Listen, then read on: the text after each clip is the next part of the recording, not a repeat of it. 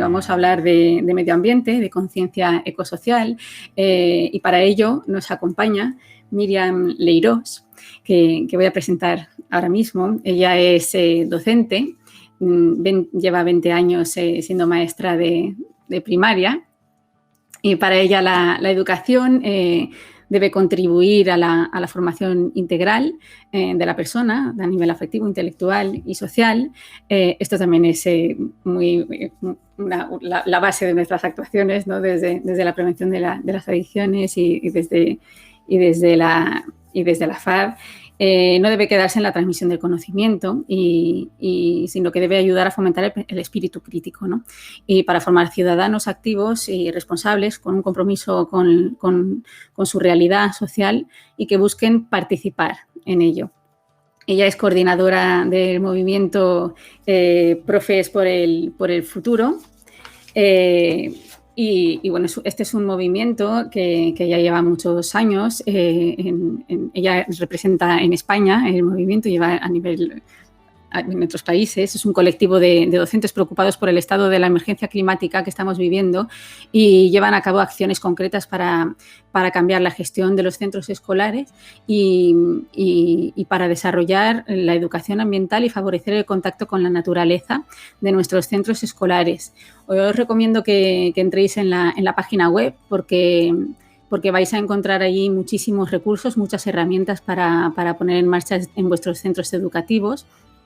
Desde esta plataforma encontraréis también un manifiesto al que os podéis adherir y bueno, en el manifiesto dicen que todas las medidas que se han tomado en relación con el cuidado del medio ambiente que son insuficientes y exigen medidas eficaces que frenen el calentamiento global, así como medidas que apuesten por la sostenibilidad, y hacen una serie de propuestas concretas.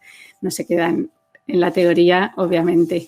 Y bueno, tienen un calendario escolar con el que plantean unas reflexiones que os podéis descargar.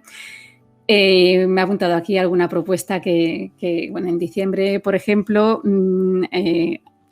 te hacen reflexionar, ¿no? Pues vamos a hacer adornos navideños con elementos naturales y sin plásticos ni purpurina. Entonces, en abril te plantean, por ejemplo, de dónde viene nuestra ropa, quién fabrica estas prendas y te proponen que hagas una investigación de, bueno, lee las etiquetas, el tipo de textiles, cuáles son los cultivos de las fibras, qué países son productores, cuáles son los procesos de fabricación, para que desde muy pequeños pues, los niños y niñas vayan adquiriendo esa conciencia, ¿no? Esa conciencia ecosocial. Y bueno, sin más, voy a dar paso a Míriam para que empiece. Como os hemos comentado antes, cuando Míriam termine, a través del chat, bueno, durante su intervención podéis ir planteando ya las preguntas y no os olvidéis de marcar el interrogante con el bocadillito que pone el interrogante para que luego nosotros las podamos rescatar. Así que muchísimas gracias, Míriam, por estar aquí y sin más ya te cedo la palabra. Pues muchísimas gracias a vosotros por contar conmigo y bueno, espero aportar mucho a esta jornada, a todos los asistentes, muchísimas gracias. Y nada, si ponemos la presentación, comienzo con ello. Muchísimas gracias por la generosa presentación, Laura. Pues bien, el título de esta jornada me pareció maravilloso desde el principio, ¿no? Relaciones líquidas en tiempos distópicos, me parece de lo más apropiado. Y entonces, a ver si puedo ir a la segunda viñeta. Un momento. Ahí está, a ver. No, la anterior. A ver. Disculpadme, pero aquí está. Bien. Bien, pues como decía Laura, represento Teachers for Future Spain, Profes por el Futuro, y hablando en el contexto de estos tiempos distópicos, quería un poco contextualizar la charla en el despertar y el respaldar la conciencia ecosocial juvenil. Y es porque desde Teachers for Future Spain, desde Profes por el Futuro, consideramos que el cambio climático es una de las grandes, por no decir la mayor amenaza que tenemos sobre nuestra cabeza, que ya no es una amenaza, que tenemos ya en este momento encima nuestra y que parece que ha tenido bastante bombo social, mediático hace un tiempo y sin embargo ahora está pasando más desapercibido, ¿no? Esto muchas veces quien decide la importancia de lo que está sucediendo o lo que no, son los medios de comunicación. Entonces la comunicación nos viene filtrada, la información nos viene filtrada y en función de eso prestamos más atención a una cosa u otra, cuando tenemos una emergencia climática, como decía, que tiene una repercusión no solo a nivel de ecosistemas, sino a nivel de todo lo que eso representa en cuanto a diferencias sociales y polarización social.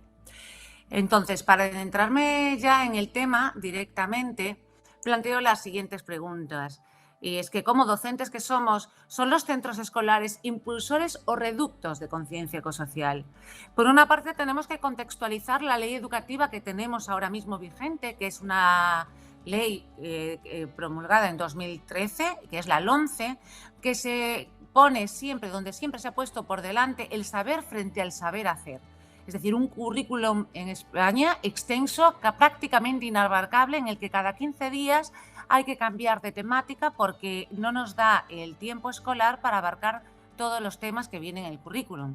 Se habla de competencias clave, algo que viene ya dirigido desde Europa, y una competencia, para todos los que sabéis que sois docentes, bien sabéis que no es saber, por ejemplo, en la competencia lingüística no importa que yo sepa muy bien diferenciar un verbo de un adverbio, de un adjetivo, eso me da una competencia gramatical. Pero una competencia lingüística sería entender unos textos, saber adecuar mi lenguaje a los diferentes contextos, tener metacomunicación, ¿no? Signos, lenguaje también gestual, acompañarlo para hacer más rica esa competencia. Sin embargo, es imposible prácticamente desarrollar una competencia cuando tengo que estar navegando en los diferentes contenidos y pasando a la carrera de unos a otros. Y tenemos un sistema educativo que no tiene competencia ecosocial. Esta competencia en la que nos dotaría a las personas de este conocimiento para que mis acciones en el día a día no repercutan sobre los demás, no se practica en la escuela, no se enseña y no está registrada legislativamente. Esto que nos lleva a que haya una baja formación ecosocial del profesorado y de la ciudadanía en general. Esta competencia ecosocial, de momento, está siendo impulsada por profesorado que es consciente de que es necesario educar a los niños y niñas de una manera integral, no solo mediante la acumulación de conocimientos, pasando por todo el recorrido del currículum oficial, sino dotándolo de lo que ha sido siempre la educación integral, la formación de personas, la formación de ciudadanía y recuperando lo que yo noto que se ha perdido, que es el concepto del bien común, de hacer las cosas porque son buenos para todos, para nosotros como ciudadanía y como sociedad. Pero si nos contextualizamos en los diferentes centros educativos y echamos una mirada a cómo son, a cómo es su funcionamiento, vemos que en su inmensa mayoría el funcionamiento es a golpe de sirena, en las entradas y en salidas y en las filas, cuando la sociedad no se rige por sirenas cuando va por la calle, ni circulamos en la calle en filas. Entonces quizá en esto se ha quedado la educación obsoleta, ya no le damos esa potestad de personas, sino que lo redirigimos como rebaños, y esto se parece más a un modo de instrucción que no de educación, de reflexión y del llevar a educar a estas personas de manera integral, donde sepan que ocupan un lugar en el mundo y tienen que ser responsables de sus actos. Los patios de la mayoría de los colegios son patios de asfalto o pistas de fútbol. No hay patios inclusivos. Lo que se impone en la mayoría de tiempos de recreo son las tiranías del fútbol o como mucho del baloncesto, con lo cual los niños y niñas que no sean fans o proclives de jugar a este tipo de juegos, a este tipo de deporte, se acaban ocupando los reductos del patio, las esquinas, con lo cual estamos ya estigmatizando desde pequeños a los que son diferentes, a los que pueden tener otros gustos, otras aficiones, otras preocupaciones, y también estamos estigmatizando a todos aquellos niños y niñas que por lo que sea no practican lo que se considera, digamos, el deporte social que lleva a las relaciones. No se contemplan otras formas de relación que no sean estas, ¿no? Y por otra parte, por último punto dentro de esta sección, sería el que somos consumidores de contenido. Es decir, cuando nosotros tenemos que pasar de un tema a otro cada 15 días, independientemente de que los niños o niñas hayan superado, absorbido ese conocimiento, hayan tenido ese aprendizaje significativo de los diferentes conocimientos y de las diferentes temáticas, tenemos que estar avanzando. Nosotros nos limitamos a poner una evaluación positiva o negativa, pero no tenemos margen de tiempo para llegar a hacerles pensar y hacerles entender. Con lo cual, ahora mismo se contempla la educación como un conjunto de pruebas que tienen que superar para alcanzar un título, en detrimento de la valoración del conocimiento en sí mismo. Vengo a la escuela o vengo al centro educativo para aprender, para conocer y para tener conocimientos como persona.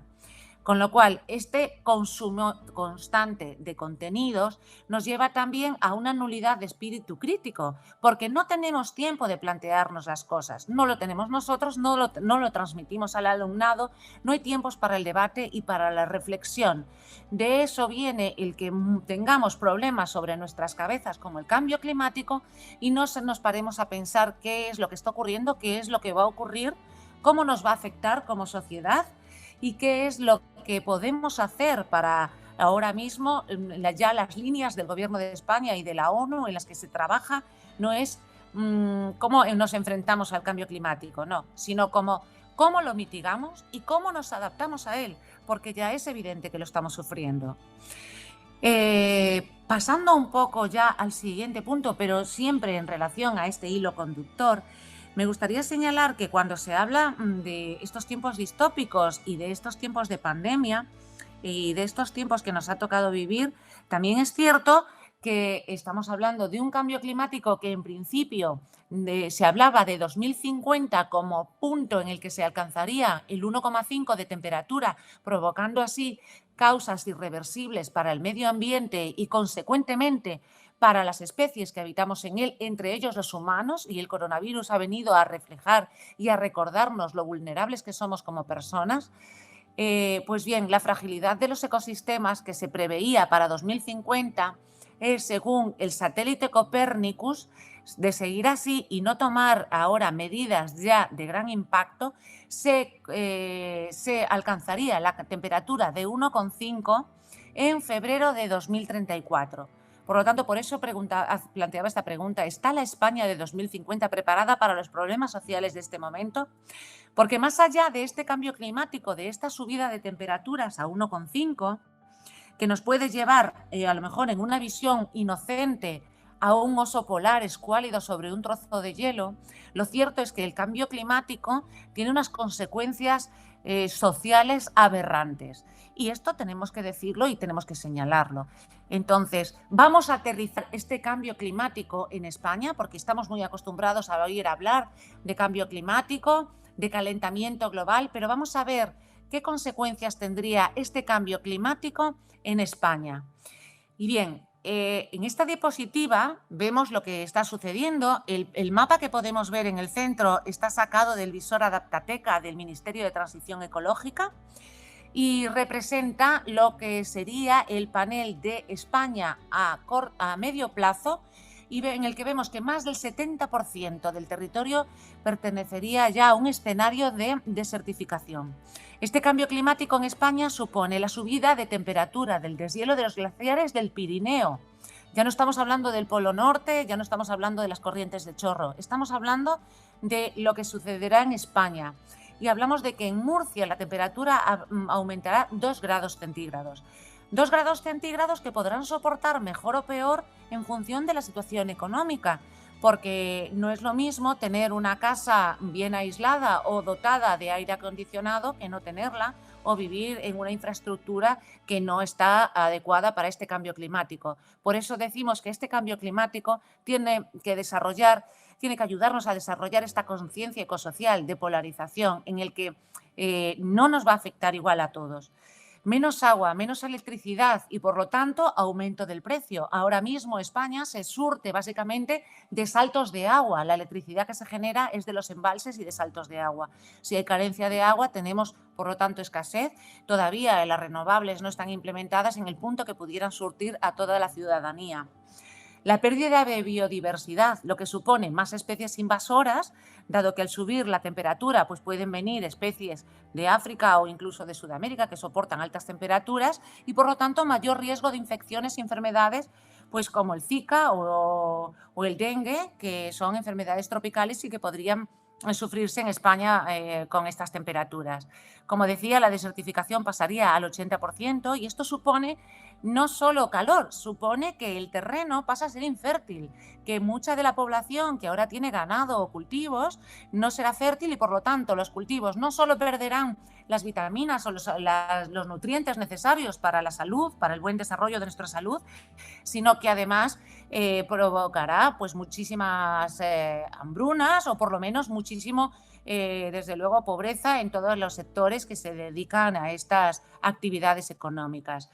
Y en cuanto al Cantábrico, pues se perderán muchísimas playas por las inundaciones y no solo en el Cantábrico, también Doñana quedaría ya sumergida bajo las aguas por el aumento del nivel del mar.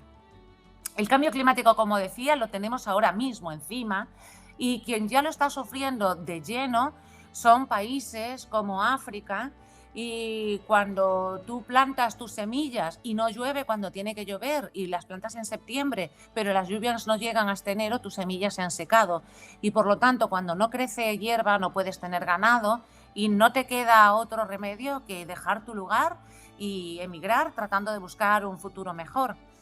No es casualidad que estemos viendo los mayores movimientos migratorios de la historia y esto, como vemos en este gráfico, que está basado en los datos del Instituto Noruego de Refugiados, vemos que casi 24 millones de personas se han desplazado de sus lugares de nacimiento por desastres relacionados con el clima, bien sea por tormentas, por huracanes, por inundaciones, por incendios o sequías o corrimientos de tierra o por las temperaturas extremas. Es decir, no llega a 1 millón los desplazados por otras causas como erupciones volcánicas o terremotos.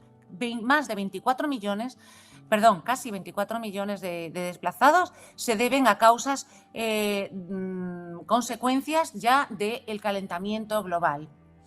Pero si nos vamos de nuevo a cómo lo sufre España, vemos que el lugar de España en cuanto a la contextualización de la Unión Europea es de un estrés hídrico en el que solamente es superado por Grecia, dentro del contexto medio de la Unión Europea. Esto que nos lleva a que esto debería ocupar los titulares de cualquier informativo y debería ocupar el prime time porque deberíamos educar a la sociedad para esto. Porque sí que es cierto que Teachers for Future Spain trabaja en desarrollar esta conciencia ecosocial, pero no podemos trabajar solo sobre los niños y niñas que tenemos ahora. No podemos esperar a que estos niños y niñas pues se incorporen a la ciudadanía en una edad adulta, porque será demasiado tarde. Entonces tenemos que educar a estos niños y niñas para que hagan un viaje de ida y vuelta con esta educación, lo lleven a las casas, lo lleven a la sociedad y también reclamar que esto se suceda, que estos cambios se implementen ya a nivel social. Y como decía, si esto no está ocurriendo, no está abriendo todos los informativos y no se está trabajando de manera efectiva y eficiente en ello, es porque la información no llega en función de la gravedad del asunto, sino de los que deciden por nosotros. Muchas veces son los medios de comunicación. Y si vemos, ya que esta jornada va un poco enfocada al público juvenil, vamos a enfocar esto también a nivel social general, ¿no? Los titulares morbosos y la polarización social. ¿Cómo llegamos a este negacionismo científico que llega a cuestionar si existe o no cambio climático cuando la ciencia no para de recordárnoslo y cuando la ciencia no para de decir que tenemos que tomar medidas ya? Pues aquí llegamos por redes sociales, por influencers y bots, por la pérdida de comprensión lectora y del espíritu crítico y por la inducción a un consumo material y de contenido vacío. Y bueno, como a mí me gusta siempre recalcar que todo lo que digo viene de fuentes fiables, ¿no? Yo no soy opinóloga, porque hoy en día todos parece que entramos en internet, podemos encontrar la información en la que queramos y en base a eso pues se está generando este atrevimiento de opinar sobre cualquier cosa. Hemos perdido la humildad de decir, pues no tengo la información suficiente para tener una opinión. Y vamos a pensar que si esto nos afecta como sociedad, ¿cuánto no afectará a los adolescentes del siglo XXI, ¿no? La adolescencia siendo esta etapa en la que se necesita pertenecer a un grupo, y cuando no hay grupo y cuando no hay unas relaciones sólidas y no hay unos referentes sólidos, se cae en manos de los influencers, que los hay positivos y negativos, pero que en la mayoría pues siguen reflejando estereotipos y perpetuando unos estereotipos tanto de género como materialistas y de consumismo. Estos adolescentes son víctimas también como la sociedad en general, de fake news y de desinformación. También porque desde la educación está poco trabajada la comprensión lectora, y aquí tenemos que arrojar un mea culpa a los docentes. Entiendo que tenemos muchos contenidos, como antes decía, tenemos unos contenidos de un currículum casi inabarcable y unas temporalizaciones muy cortas, pero la comprensión lectora y el poner en valor el conocimiento en sí mismo tiene que ser un arma para llegar a no poner en peligro la democracia. Y aunque esto parezca un enunciado muy atrevido, luego lo fundamentaré. Y por otra parte, esto nos lleva a los enfrentamientos por polarización social. Lo vemos en redes sociales, cómo hay una crispación generalizada, cómo hay hasta miedo a poner cualquier titular. Volviendo a lo que comentaba antes de los influencers, estos son dos ejemplos de dos de las personas que tienen ahora mismo más seguidores. Una es Marta Díaz, que como vemos en la imagen, perpetúa esta imagen de género, esta imagen del consumo, de marca, esta imagen de consumo que nos lleva al pasar del consumo de contenidos educativos a un consumo material y a un consumo de contenidos en redes, muchas veces de contenidos vacíos, ¿no? Y el que está a su lado es Naim Darrechi, que tiene 7,2 millones de seguidores adolescentes y que, como veis, bueno, pues tampoco es un ejemplo a seguir en este sentido. Pero cuando uno está perdido y no tiene un referente, lo buscan en las redes sociales y lo buscan en la manera que puede. Por otro lado, sí tenemos otros referentes en positivo. En este caso, pues tenemos a Joanna Kenny, que pone en valor el rostro natural frente a los filtros y denuncia precisamente ese uso y abuso que se hace de la estética. Y, por supuesto, a Greta Thunberg, que todos lo conoceréis por su lucha contra el cambio climático.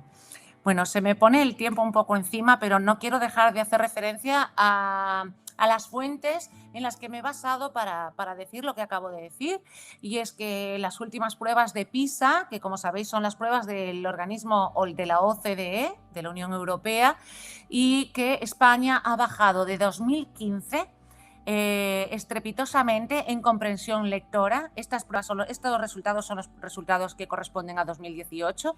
Pasa lo mismo, pero no tanto en matemáticas, mientras que en comprensión lectora es una caída estrepitosa. Por otro lado, en referencia a lo que decía del consumo abusivo de contenidos vacíos que nos llevan a precisamente tras jornadas maratonianas o jornadas de estudios maratonianos en los que llegamos a casa completamente rotos, necesitamos poner esta mente en blanco, lo comprendemos hasta cierto punto, pero este consumo de contenidos vacíos nos lleva a no diferenciar, a no llevar a no reflexionar, a no desarrollar ese pensamiento propio. Y no lo digo yo, lo dice ni más ni menos que Pedro Baños, que fue el director de Seguridad General del Estado y que, por lo tanto, como director general de Seguridad del Estado, tenía control absoluto de lo que eran las redes sociales, no solo del gobierno, sino de todos los estudios que se hacen estadísticos de la información, de los hashtags, de los bots, incluso de los trolls, ¿no? Para tomar un referente europeo, el Eurobarómetro, el último Eurobarómetro que se pasó sobre fake news y desinformación, apuntaba que un 83% de la población sí ve en peligro, puede ser un peligro, que las fake news pueden ser un peligro para la democracia. ¿Esto cómo se materializa? Pues si yo estoy recibiendo constantemente noticias de cuentas falsificadas, de cuentas falsas, de bots, que conocen mi información porque doy a aceptar a cookies constantemente sin ser consciente de toda la información que doy de mí, voy a recibir un montón de información que está filtrada y que está redirigida hacia mí para manipularme, pero no para manipularme solo, no para manipularme solo en cuanto a que compre más un producto u otro. Aquí, como veis, este es un referente a nivel de Estados Unidos, que se cuentan de cuántas cuentas falsas, tanto en Facebook como Twitter, como en otras plataformas. Y como decía, se usan estas cuentas falsas para reproducir miles de titulares que me lleven a mí a pensar en el sentido que la gente que quiere manipularnos quiere condicionar. La revista Nature, que es una revista americana científica de gran reputación, nos decía en 2012 ya se había manipulado el voto de 350.000, casi 350.000 personas. Por eso decía que se pone en peligro la democracia. No es que se usen las cookies o el derecho que yo doy a acceder a mis datos para que yo compre determinada marca o determinado producto. Es que se está redirigiendo el pensamiento y esto, sumado a la anulación del pensamiento crítico, nos lleva a que pensamos como quieren que pensemos. No estamos pensando como realmente lo que queremos hacer, porque no hay este pensamiento crítico. Pongo este titular también, el que la red de más de 600.000 bots operó en Facebook para manipular la opinión pública española durante la pandemia. Es decir, nuestra opinión de la que creemos ser dueños, no es realmente nuestra opinión, sino que muchas veces está influenciada. Y en esto tenemos que trabajar.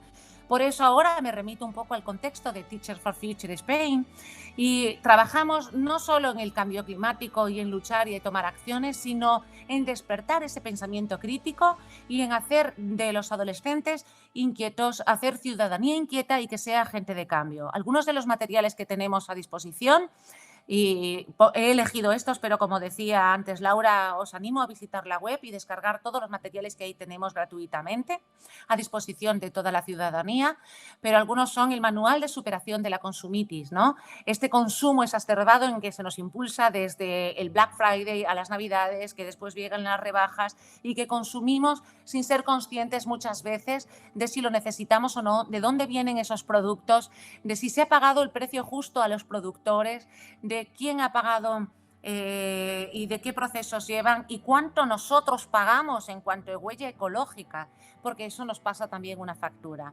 Hacemos también campañas de pensamiento crítico llevando incluso imágenes de contrapublicidad, enseñando que el engaño existe y cuestionando muchas veces de dónde vienen las cosas que consumimos. Cuando yo accedo a ciertas cosas, a ciertos privilegios, ¿quién está pagando el precio o la contraprestación? Y por otro lado, teniendo en cuenta siempre y enseñando que todos tenemos una huella ecológica detrás de nosotros y por lo tanto tenemos que decidir, eso sí podemos decidirlo, cuánto queremos dejar de huella nosotros en este planeta. En este planeta que, como el coronavirus nos ha recordado, es algo heredado y nos recuerda la vulnerabilidad como especie. Entonces, en función de lo que dejemos de huella, pasará mayor o menor factura a las generaciones venideras y a nosotros en muy pocos años, porque si el calentamiento global ya se está sufriendo de manera severa en países en desarrollo, en vías de desarrollo, no tardará mucho en subirse aquí.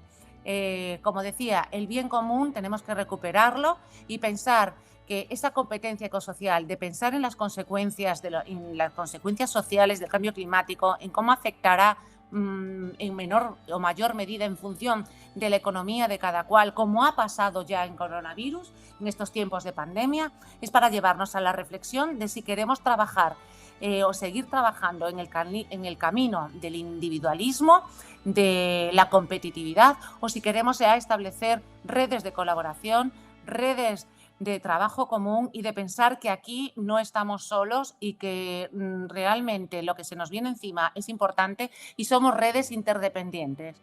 Ya para cerrar, porque veo que me paso un poquito de tiempo, quisiera dejar sobre vuestras cabezas una pregunta.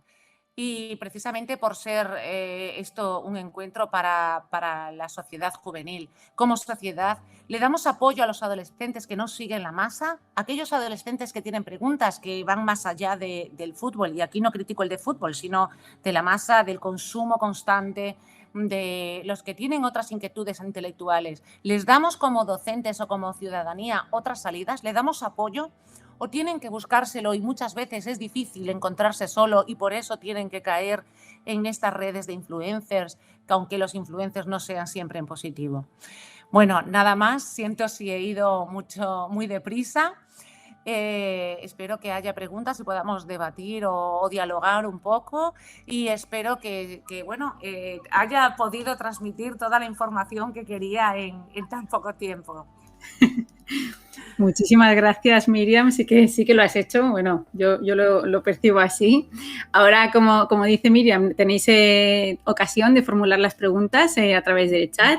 Y bueno, a mí me ha interesado mucho, según te estaba escuchando, el tema. Es verdad que con el tema de los influencers tenemos la gran batalla. Yo no la doy por perdida todavía, ¿no? Creo que podemos contraatacar. Nosotros sí que nos estamos ahí medio aliando con algunos influencers en positivo, gente que desde sus plataformas llegan a una cantidad de jóvenes que nosotros no llegamos con nuestras acciones, y entonces hay que recurrir a ellos para aprovecharnos de esos mensajes, ¿no? Pero es verdad que hacen mucho daño los otros, los que no transmiten esos mensajes. Claro, y como decía, ¿no? Sin querer robar mucho tiempo, ¿no? Pero estos niños y niñas que se quedan en las esquinas de los patios, que tienen otras inquietudes, que tienen a lo mejor una madurez intelectual y otras preocupaciones, son muchas veces los grandes olvidados de la sociedad. Entonces, esto es lo realmente preocupante, ¿no? Queremos reconducir a los que, digamos, están en la masa, y no atendemos a aquellos que sí ya están perdidos y que muchas veces son el reducto de precisamente estos influencers, pues porque no encuentran otra salida. Claro, totalmente. Si quieres, vamos a poner, veo que ya está mi compañera Cristina, que por cierto no lo he nombrado antes, pero muchas gracias a todos mis compañeros y compañeras que están ahí detrás. Y bueno, nos plantea Mauricio Vega, ¿cualquier escuela fuera de España podría desarrollar proyectos de profesores por el futuro? Sí, bueno, Profes por el Futuro está en diferentes países: Suecia, Francia, Italia y en España. Pero lo cierto es que aún estando en España y abarcando todo el territorio nacional, ahora mismo somos 2.000 docentes y más de 1.000 escuelas participando en diferentes programas como Recreo Residuo Cero. Lo cierto es que puede ser que, por ser habla hispana, tenemos muchísimos centros también de Latinoamérica, ¿no? Que inscritos incluso en nuestros programas y que participan de ellos. Entonces, nosotros le damos cobijo a toda aquella persona que tenga estas inquietudes y quiera iniciar acciones educativas y acciones en sí. Y claro, tratamos de ser eso, de ser paraguas de todos aquellos que tengan esta inquietud por iniciarse en esto, y damos todo el soporte que podamos, claro que sí. Sí, esta es una de las preguntas que te iba a hacer, que cuántos docentes están ahora detrás de Profes por el Futuro, y luego un poco en la otra parte, si cuesta movilizar a los docentes, que desde tu experiencia como docente, ¿crees que hay cierta resistencia también por el sector o por desconocimiento a lo mejor? Hay un poco de todo. Por una parte, hay gente que sí tiene sensibilidad hacia la problemática, conoce la problemática, pero pues a lo mejor le pesa más la responsabilidad sobre inspección, que venga inspección educativa y que considere que a lo mejor está trabajando el tema del cambio climático mientras no ha dado las ecuaciones de segundo grado, por ejemplo, cuando el cambio climático se puede relacionar curricularmente desde cualquier área. Nosotros desde Teachers for Future Spain hemos mandado al Ministerio de Educación una propuesta de educación ecosocial para que se contemple en el currículum y, por lo tanto, tenga este bagaje, este peso, este rigor legislativo, digamos. Y por otra parte, tenemos una parte de profesorado inmovilista, es cierto, Pues Ujú. porque lo ve como una carga más, pero porque no conoce realmente la trascendencia que está teniendo el cambio climático, no ven esta relación de las migraciones con el cambio climático, no ven la relación de que cada vez los productos, los alimentos están perdiendo calidad alimenticia, de que pues la calefacción o el agua o el aire acondicionado pues serán, si seguimos así, productos para privilegiados y por lo tanto habrá más polarización social a nivel económico y a nivel ideológico, ¿no? Entonces, hay una falta de formación, es cierto, aquí también tenemos que reconocerlo con toda humildad y tratamos de trabajar también en dar formación y soporte a aquella gente que se arrima y que dice, yo quiero empezar y no sé por dónde. ¿No? Claro. Y Miriam, una preguntita antes de pasar a la primera, curiosidad personal. Bueno, en ese movimiento, porque generar conciencia no es solo a los docentes, también es a madres, padres, a toda la sociedad, ¿no? Ahí participan también todo el tipo de ciudadanos. Sí, nosotros, nuestra colaboración está abierta a todo tipo de ciudadanía. Es más, creemos que la base tiene que ser la colaboración. Ah, De hecho, me gusta siempre reflejar el ejemplo de pandemia, ¿no? Cuando todo se colapsó y cuando empezaron a empezar las grandes hambrunas y las grandes crisis, lo que mejor funcionó fueron las redes de vecinos repartiendo alimentos y haciendo redes de solidaridad auténticas, ¿no? Creemos que si la comunidad educativa funciona y en la comunidad educativa estamos los docentes, están las familias, están los políticos, porque los concejales forman parte del consejo escolar, esa red tiene que funcionar. Y también ofrecemos siempre la formación a los ayuntamientos para que forme a la ciudadanía. Esto que decíamos también, ¿no? De consumo en el comercio local. Ya no solo por la huella ecológica que tiene el traer un mango desde Sudamérica en vez de Málaga, sino porque si la ciudadanía, el barrio se cierra, nos convertimos todos en reductos, barrios dormitorio, donde no hay civilización, donde no hay colaboración. Entonces, constituir esas redes de colaboración, de entender que somos personas y que dependemos unos de otros, es fundamental. Ya no solo como ecosistema, sino como red social en la que necesitamos tanto a la reponedora de supermercado, que se consideró personal esencial durante la pandemia y que se puso en valor un montón de profesiones que hasta ahí estaban mal consideradas socialmente, ¿no? ujú. Totalmente, de acuerdo. Ponemos otra pregunta si quieres. Miriam, dice Juana, ¿cómo podríamos estimular a jóvenes y niños a crear su pensamiento crítico enseñando filosofía en las escuelas y centros juveniles? Pues efectivamente, yo creo que enseñando filosofía en las escuelas y centros juveniles, la antigua ley que mencioné, pues llevaba muy en detrimento toda la parte de humanidades y se ponía en valor mucho la competitividad, no en la adquisición de competencias como el saber hacer, sino las competencias como competición. Desde Teachers, por ejemplo, siempre que promovemos algo, promovemos solo concursos que inciten a la participación y premien la colaboración, no la No la competitividad.